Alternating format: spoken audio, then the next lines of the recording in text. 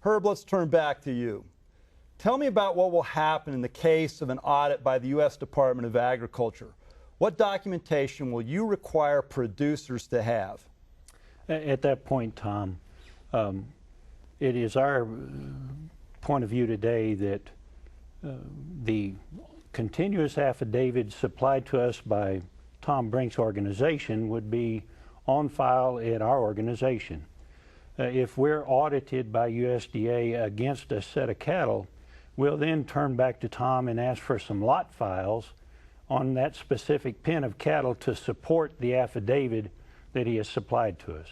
So real simple, just linking lot files back to the continuous affidavit on the specific pen of cattle that have been delivered to us for processing at a given plant at a given time.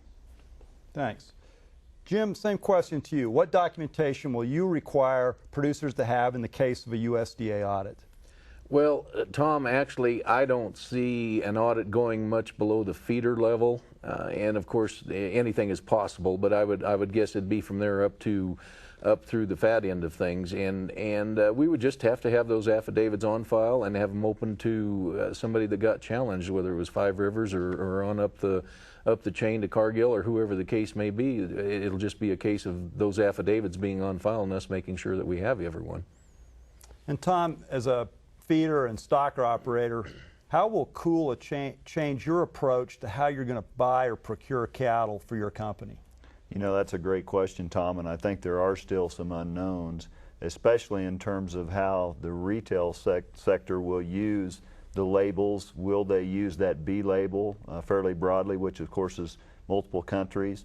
If that becomes the main use, then that's going to make it a little easier on our end, but we still are waiting to see how many potential discounts there might be on non-U.S. origin cattle. I think everybody in the feeding industry is taking kind of a wait-and-see approach for a while until we see what commerce will do, what the packers will do with those cattle. So that's one thing.